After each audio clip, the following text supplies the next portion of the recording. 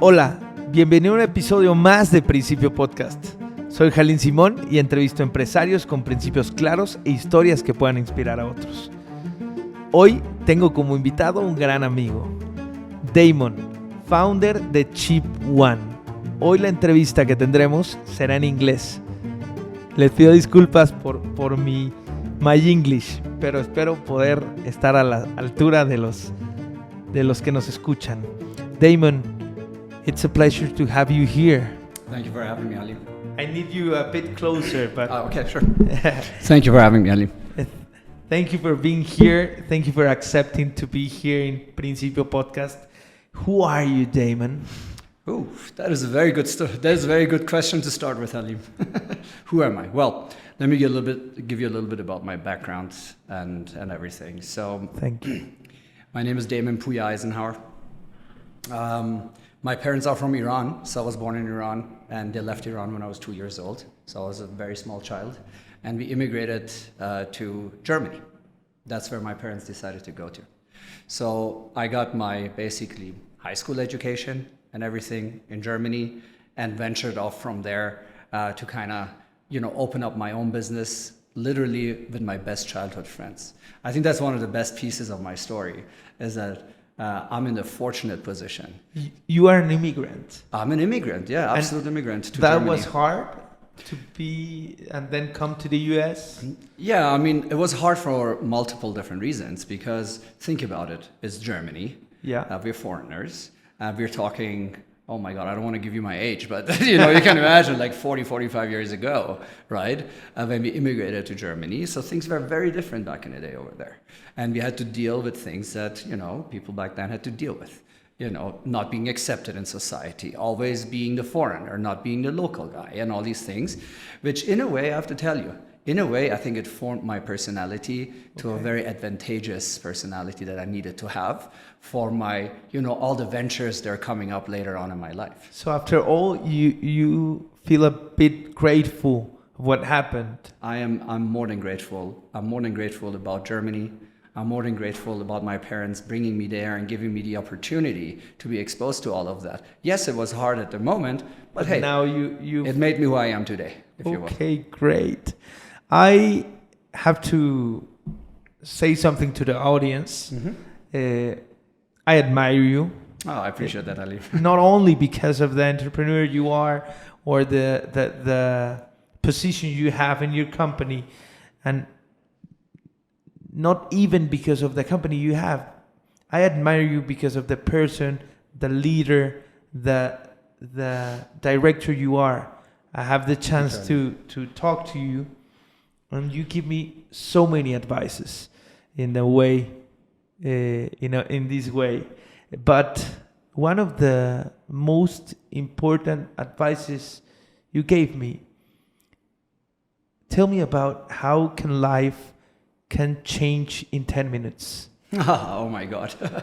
Well, you know exactly what we're talking about. Yeah. And obviously, I have a very personal story about that, where my personal life, with my partner, something crazy happened.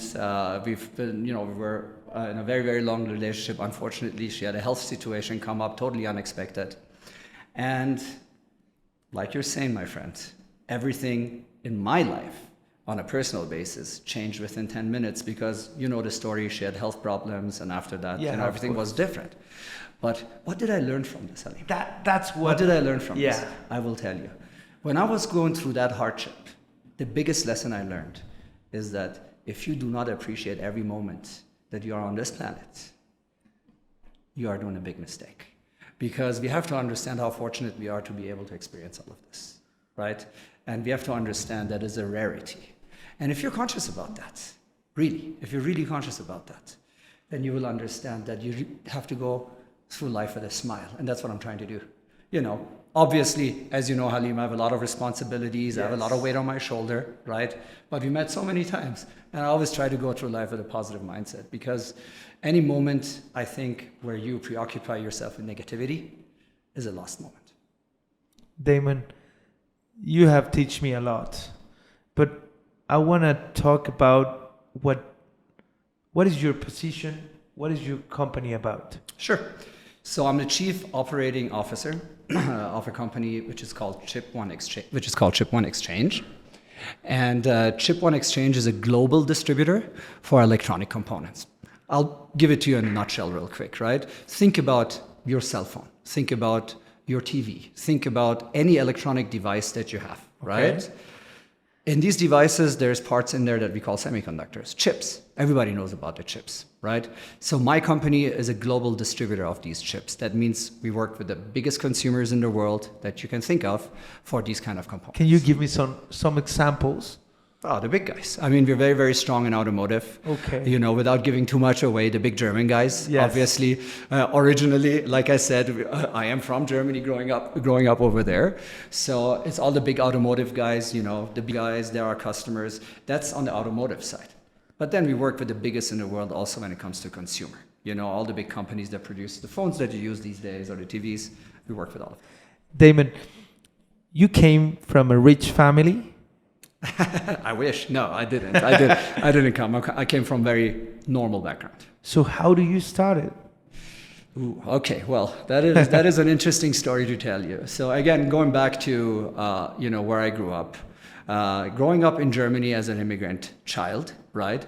Automatically, you really, automatically in your circle of friends, you will have people that are similar to yourself. Right, because it's easier to identify with them. So my closest childhood friends, actually, all immigrant kids, immigrated to Germany, similar to me. We all went to the same school. We all grew up together, spending our days together, being friends like friends are, boys. And we always had the dream of, hey, we would see all these people around us, we would see all the nice cars and, all these things that as a young boy you want to have yourself, right? And we always had that dream that, hey, we want to do something and want to do something together when we're done with school, right? And literally, this is what we did. Because, it's interesting, I haven't told you that before, Halim, but when I finished school in Germany, and as you know, going to university in Germany is pretty much free, right? I didn't know that. Yeah, the government supports it. Pretty much, not completely, but pretty much free. And when I was finishing school, all my classmates and people that basically were in the same school year, my friends, they didn't know what they want to do after school. So they all went to university and they picked up, certain subjects. And then you'll see that most of them will fall out because wasn't really their desire. They just didn't know what to do. We saw that. And as young kids coming from simple backgrounds and having all these big visions and dreams, right? We're like, okay, what can we do? What can we do to get to that point and not do the mistake that all other guys do? So we literally, at 18, 19 years old, finished high school in Germany, packed our stuff, and went to the US, right? Because everybody was dreaming of the American dream and all the possibilities. And I'm telling you, I actually lived the American dream because it really happened for me, right? Whoa. It's crazy. So, I went with... But you had family on the US? No, nobody. How you pack your things and take a plane? There's a little background to that. So one of my best friend's dad used to live in California at the time. Okay. So we basically were able to crash at his place. Okay, great. Yeah, so we had a place to go. And then from there the journey started. Your dad gave you money, or how did you take your things? It was a bit risky, don't you think? Well, Halim, risk is a matter of risk and reward. And when you don't have anything to lose, what risk are you taking? Okay, that's something that we have to It's very simple. You got to be conscious about that. To the young generations. Oh, absolutely. Guys, to the young generation right now. Okay, an advice from a somewhat older guy, not that much older. But yeah, you got to chase opportunities. If you don't go for it, nothing will happen. And you got to be okay with losing also sometimes. You got to be okay with rejection. That's part of life. That's part of making your personality and your character and your charisma to who you are today. Great. And that is really, really important. But of course, you have to have that mindset. And that mindset is, hey, when I can't lose anything, what risk am I really taking? I was not taking any risk at the time because I would say, okay, hey, worst case scenario, things don't work out.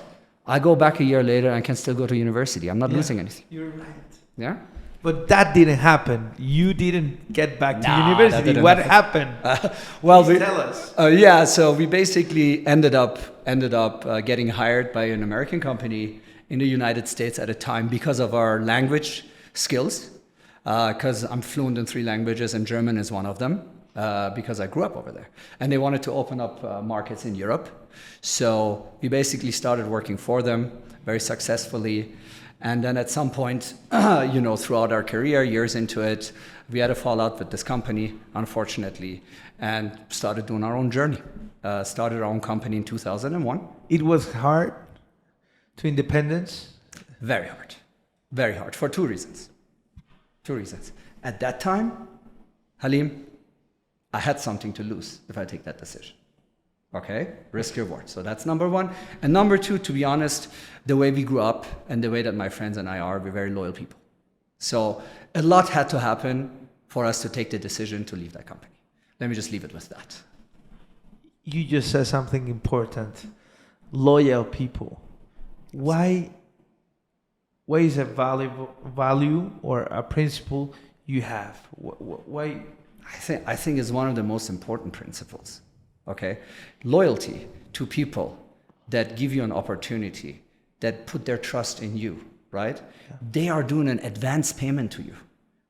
They are giving you an opportunity, right? And when you take this and you make something out of it with their support, you're there because of these people. And I think there should be gratitude, there should be thankfulness, there should be loyalty, both ways. Great. Unfortunate reality was in our case, which is not always like that. The loyalty wasn't there from the employer at the time, and we got pushed to do our own business, which then ultimately was the best decision I've taken in my life. So being an entrepreneur was the best decision you have taken? Hands down. Hands down. Hands down. I mean, other than getting my 2 beautiful dogs, but that's something else, of course. But from a business perspective, yes. But now, T1, it's all around the world. Mexico, correct. Brazil, Asia, the US, Germany. Correct. But how does it started? This dream? Well, where? In Germany. So to continue on the story, that previous company we were working for, they sent us back to Germany to open up their operations because we were really good at what we were doing. And mind you, at that time, we were like 20, 21 years old and very hungry. Very, very, very hungry for success. And we tasted the blood. We knew it's going to happen, right? So we were at that point, right? Let me go back to that. So we went, they sent us to Germany to open up their operations, which we did very successfully. And then these incidents happened where we had to, separate ourselves from them, right? But we were in the fortunate position that we were very unique in the industry. You have to understand Young, then obviously the German part, with not looking German and then calling from California initially, right? It's great. It's a great relationship builder. And having the language. Yeah, that was key for us. So we built a lot of good relationships. And then when we basically separated, these people were doing business with us. They were not doing business with the company, right? And this is what I think, Halim, that is very, very important for you and your audience to understand, in my opinion, is that we do business with people. And then we do business with companies, right? The energy. You think that people relationship are more important than the company? I think the relationship is a baseline. Okay. Right? So if I want to do business with you, Halim, and I don't have a good, what we call in English, a warm and mushy, and I don't have a good feeling, I will not even entertain doing business with you. You see what I'm saying? Yeah, of course. So in my opinion, that's super important. And then you started in Germany. In Germany. How you passed to start a company in Germany to have it in how many countries? Oh, let me not lie to you. At least 10 right now. Whoa. Yeah. How many teammates do you have over employees? Around 600. 600? Correct. And how do you lead 600 employees? Well, in 10 countries. Well, first you do a lot of mistakes, and then you learn. That's all you do, right? Yeah. So it's trial and error, right? So you got to understand, I've been doing this for more than 20 years, right? And in these 20 years, I had so much experience and so much time to learn how you can manage this. And how you learn it, Halim, is very, very simple to me. You have to be comfortable with giving away. What does that mean? You have to be comfortable with delegating. You have to be comfortable with trusting the people that you bring into your company. You pick them. You have to be comfortable with trusting them and handing them over the important tasks that you know you would probably do better because you're the owner of the company. Yeah. However, that would hinder, that would hold up growth, right? So you're asking me how you manage it is because we started building a good team around our own knowledge and around our own skills. We started, hiring good managers, hiring good leaders, and then scaling it from there. And obviously, when you run a business this size, you got to understand, you got to teach people to report to you. You're gonna have to preserve some time for yourself to be strategic and not too operational, right? And the way you accomplish this is by good management. Good management. Good management. In your company, people that are on maybe not big levels can talk to you. And I just have the privilege to go to Chip One offices, and your office is a workspace where everyone can sit down by your side and talk to you, even though you're the owner. Absolutely. Why? Why you do that? Halim, I learned through 24 years now of doing this, right? I learned that leadership doesn't only come from position. Okay. This is very, very important. Leadership comes from you being an example, comes from you being a person that people want to follow. Okay? So, I'm not your typical chief operating officer. I know that. But this is also why my people like to work with me, because I'm very accessible for them. First meeting when I meet staff, this week when I visited Guadalajara in our operation, we had a lot of new employees. Thank God, this is a great operation for us, a great location. We believe in Mexico, right? We are investing so much in Mexico. But I would meet folks that I've never met before, and as you saw my crew, a lot of them are young and dynamic the same way I am, right? So, and they're sitting in the room with me today. And they're talking to the COO. And they're asking the COO questions that in any other company our size, revenue we do, would never be possible. Why do I do that? Number one, because I love it. Because I'm a people's person. I don't want to sit in my office by myself cornered. That would depress me. Number two, I want to hear. I want to be on the pulse. I want to understand what people are talking about. What are the challenges? Number three, I want them to be comfortable to come and communicate with me. And this is what I try to represent in my company. Because if they're comfortable, I will hear everything. Not only from a human perspective, also from a business perspective is super important. Super important. After all the companies have people. And one of the most important things about being a leader or a COO, it's helping people solve their problems. Absolutely. My target, Halim, in my job, and that's why I love doing what I do. And again, I'm referring to, you saw my team today, you saw like young people, energy, and how we're handling our company culture. The reason I believe by now, and you should be probably asking my staff rather than me, but I'll give you my interpretation of it. The reason I believe why people follow me is because they can sense that I'm trying to make them the best they can be. And this is super important as a leader. Because as a leader, if you can show your team that you're working for them also, not only for yourself, and you're helping them to, get a different lifestyle, be able to make more money and then change their life. And when I see all these things, Halim, honestly, that gives me nearly as much pleasure as receiving a nice paycheck. Because, I know that I'm making a change in these people's lives. And I think people feel that. That what you just said, it's why I felt that you have to be in Principio podcast. Because that you have accomplished, you have thank your work, you have the possibilities of having whatever you want. But why is Damon working now? Halim. Not because of money. No. So I'm obviously in a very fortunate position to have a comfortable life. And I want to give a message to your audience that, guys, I understand money is important in life to be comfortable, Yeah. but money doesn't necessarily give you happiness. You understand that, right? So why am I working? Because seeing these people develop, being the best they can be, gives me back much more. You know, being able to experience that. I told you, like one of my guys, I told you a little story earlier, Yeah. one of my guys that's coming from very, very normal background here in Mexico, right? Hired him off to college. And, you know, I'm so proud of being able to make such a big impact on this guy's life. With his first big check, he went and bought his mom a car. I mean, how amazing is that? And he was able to do that because, lucky enough, you know, he ended up in Chip 1 and he was the right guy. He worked very hard for it. He earns it. He earned it, you know? You He didn't gift- Nothing. I didn't gift anything. But I saw the potential because I've been doing it for a long time. I You saw just gave him the chance. I gave him the chance and I supported him because And you I saw trust him. And I saw the potential in him, right? And now when I see, you know, he's leading my operation now here at like 27, 28 years old, that makes me proud. And I don't have any issues with putting a 27-year-old in front of a bunch of 45, 50-year-olds because I did the same thing my whole life. I had my first own employee with 20 and that person was substantially older than I was, right? Damon, you are different than others.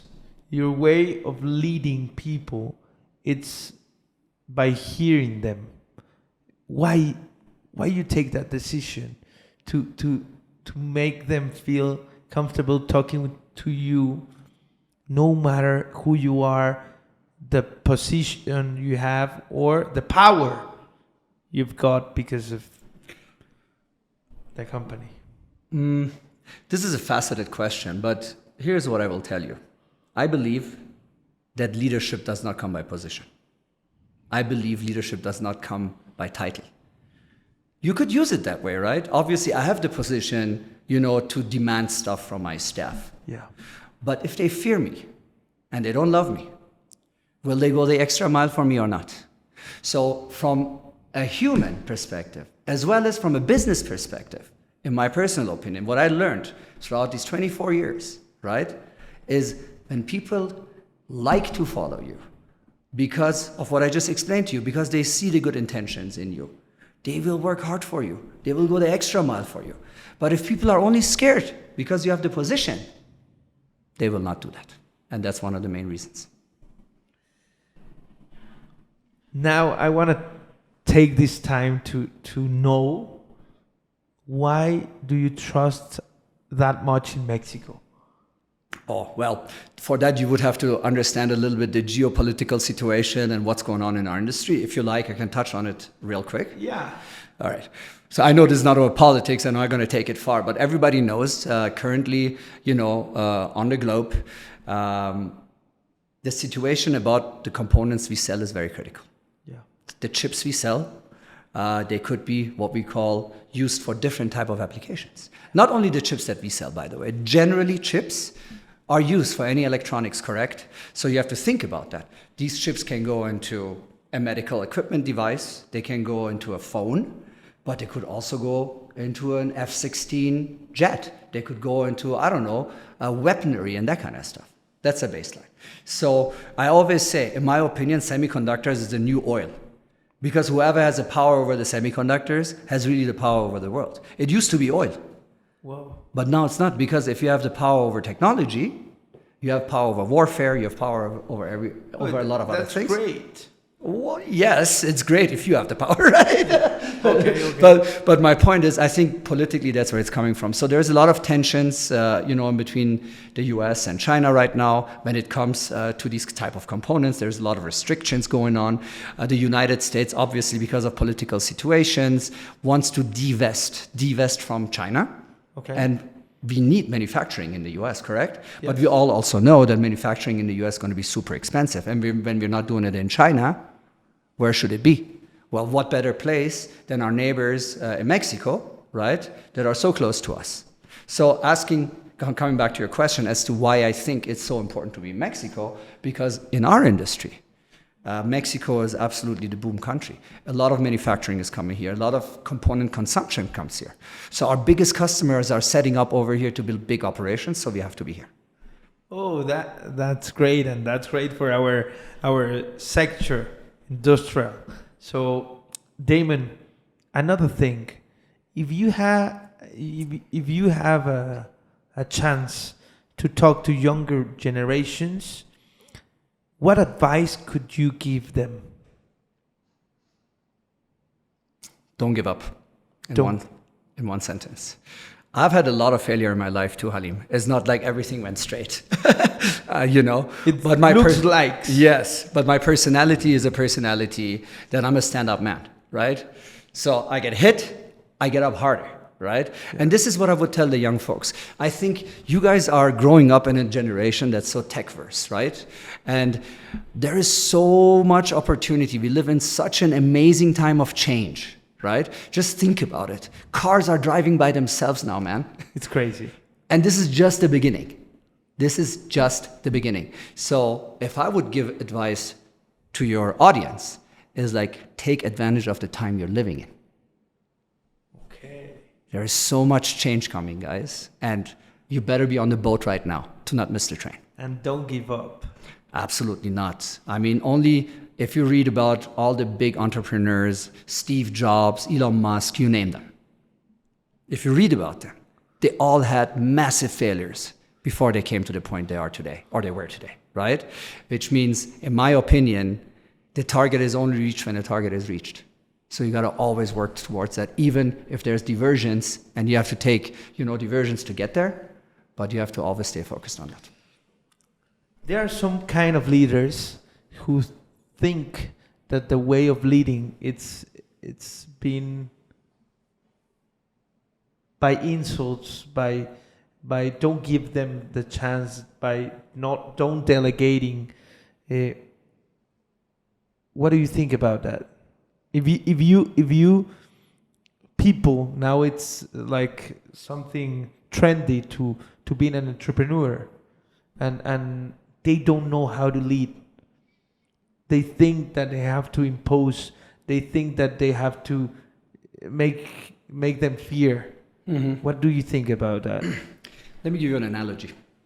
So, in my opinion, the staff in my company is the engine of my car. You understand? Mm-hmm. So, if the staff of my company is the engine of my car, what do I need to do with it? I need to oil it. I need to take care of it for it to function. If I don't do that, what's going to happen? The engine's going to break on me at some point. And it's no different with people. So to those leaders, first question is, how did you become a leader being like that? In my opinion, right? Okay. But in my opinion, this is not the right way to do it, because you have to respect people. They have to like coming to work every morning. Imagine how bad it would be. You get up in the morning, you go to your office or to your work, and you're dreading it. You don't want to go there, right? That happens if you have a bad leader, right? But if you have somebody that is open, that is willing to support, willing to listen to people, I think they work substantially harder for you. This means that sometimes people think that you're too good, that can take your feet when take you advantage. Take advantage. What do you think about it? Happened so many times, Halim. Happened so many times in my life. And you know what? Why? I'm so happy about those experiences. Why? Because they make me who I am today. It's very simple. I will not do the same mistakes anymore. Whoa, that's great, Damon. That's great. You have something that people want, to be global. How? Give them an advice, please. A lot of traveling. Okay. I can tell you, because in my company, as a chief operating officer, I was always responsible for opening up all other facilities. And I'm a not very fearful person, Halim. And maybe this is what you can sense, right? I've always been very motivated to build, and I haven't been very scared of failure, right? Yeah. And that's what I did. Honestly, in my position, in my situation, I traveled those countries. Once I was in a position to do it, I traveled the countries, I found right people over there, and I started from the bottom, building the operations. Our company, in 24 years, has never bought a different company. Our company, in 24 years, has never borrowed $1 from the bank. And we're a big company now, right? So everything that we do, self-funded. We worked hard. We were successful from the beginning because we had the right business model in mind. Do you think having debt from the bank is bad? I think it depends on your situation. Okay. Right? I was in a luxurious position after a while to not need it. And, with the capital we had, we were able to build the company to become what it is today. But if you have a sound business model that's proven, okay, if it's not an emotional decision, a rational decision, you did your homework, you researched everything, and you know that business model is going to work, and you need the support from the bank, I don't think it's a bad thing. Okay, great. I want to talk about something personal for Damon. People think that they have to have balance in their life. What do you think about it? I think it depends where you are in your career. Okay. But I think generally balance is super important. Because if you're unbalanced and you're not healthy, you will not be functioning 100% in your business, right? But I also think that especially if your audience is a young audience, guys, if you have a decision to take to put in a couple of more hours in your project versus going to a bar and having drinks with your friends, if you're in a very young age and you're in the beginning of your career, these are the decisions that you will take at this point that will result into something later on. So you sacrifice a lot. I sacrificed a lot. Can you tell us when you started to sell the chips? The chips, living in the US, in California, to the German people, what time was your work time? Well, we didn't really have work times because we were working pretty much all the time, but we had to sleep at some point. And, being in California at the time, it's a 9-hour time difference to Germany. So our shift would start normally at 11 p.m. at nighttime. Okay. Yeah, and the company was an hour away from where we were living. We didn't have a very nice car or anything, so it was always a question: are we going to make it to work tonight or not? Right? But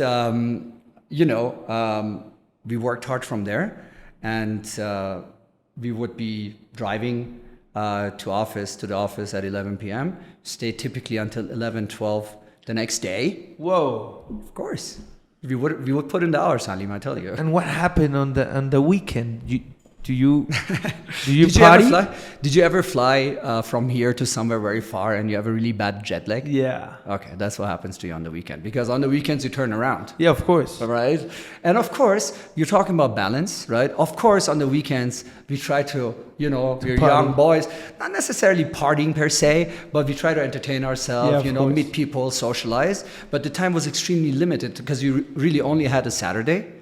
And on Sunday night, you're going to back to work again. Because it's Monday for you. In Germany. There you go. So talking about sacrifice, right?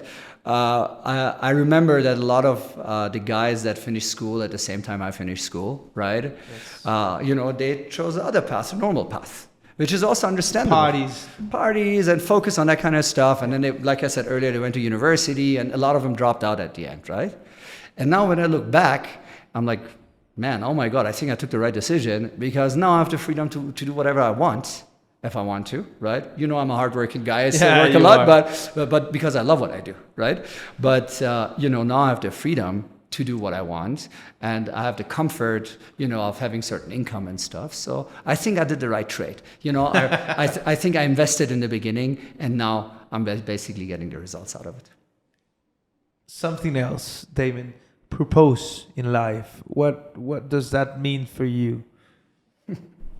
What can you tell to the younger generations? Here's what I will tell you. No matter from what background you come, no matter if you have all the money in the world or if you're poor or whatnot, in my opinion, if you don't have a purpose in life, you will be frustrated, you will be going to a negative place, right? I believe as humans always, we need to have some purpose. And that doesn't necessarily need to be money and work. It could also be other things that fulfill you. Again, guys, money doesn't necessarily make you happy. I just want to state that again, right? It's not necessarily that. But I think, that's pretty much all I have to say about that. You have some kind of purpose in some other activities that you have. Can you tell us about your sanctuary? Yeah, absolutely. What is that? Well, I'm vegetarian. I told you that before. Why? I have a lot of belief in that, right? Halim, I'm an energy person. Yeah. I believe in these kind of things. And, after doing my research on food and what I'm really putting into my body, right? Because you are what you eat at the end of the day. Yeah. You are what you eat. So what I'm putting into my body, I took the decision personally for me that I don't want that energy in me, right? Okay. So with that being said, I became vegetarian and I became a big proponent for animal rights. I support that in any way possible where I can. And one of the activities is that I have an animal sanctuary, which is around 45 minutes from my house in California. And this sanctuary is basically built to take care of the animal. To take care of the animals. Unfortunately, in the US, we have the situation that there is a lot of shelters where people, if they drop their dogs somewhere, let's say the police or whoever go, they pick up the dogs, they take them into a shelter, in a government shelter. And typically, the animals have very limited time because they don't have space. So they put these animals down after a short period of time if they cannot find a home for them. So my mission, and it's not my mission alone. I don't want to take it on my own. I have a great partner helping me on that, right? But my mission is really, our mission is to go in, and that's what she does mostly. She goes into these shelters and she literally asks them, who do you have on death row? And she doesn't care what animal it is. They take it. Takes it. So we have pigs, we have turtle, we have a turtle, we have chickens, we have dogs. I mean, anything you can imagine. And you take care of your animals. Take care of them. That's it. Whoa, that's great. How do you see yourself and Chip One in the next 12 months? So from a business perspective right now, we are in a very interesting phase in our industry. There's a lot of disruptions that might be coming up because of what I explained earlier. Yeah. And typically, disruptions in the supply chain in certain instances can be positive for a business, right? And in our particular case, the business that we do, these disruptions will be very positive for us. Right. So as this supply chain gets a little tricky, I believe that our company is going to have even more substantial growth in the last 12 months. Oh, that's great. And for yourself, Damon, what do you see in yourself for the next 12 months? Halim, you know what I want for myself? What? It's very simple. I want to wake up in the morning, look in the mirror, and be happy with myself. That's all I want. Oh. I always ask the people who come to Principio if they have the chance to be in the Estadio Azteca, the biggest stadium here in Mexico, full of young childs, what would you say to them to inspire them? I think, Halim, I would tell them my story, because I think my story is an inspiring story. It's really, when we talk about the American dream, right? It's a little bit cliche, but reality is this is exactly what happened to me. I would tell them, follow your dreams. And like I said earlier, don't give up. Push it. When you fall, stand up harder. That's what you have to do to be successful. Because at the end of the day, we live in a world where there's a lot of this going on. So you got to be strong. Damon, it was a privilege to have you here in Principio. Thank you for having me. I'm really, really happy because you're our first English podcast. Oh, there you go. But I'm really thankful for this. Remember, everyone, esta es solo una historia más de empresario en la que buscamos inspirarte para sumarte a esta gran revolución virtuosa para un mejor México y un mejor mundo.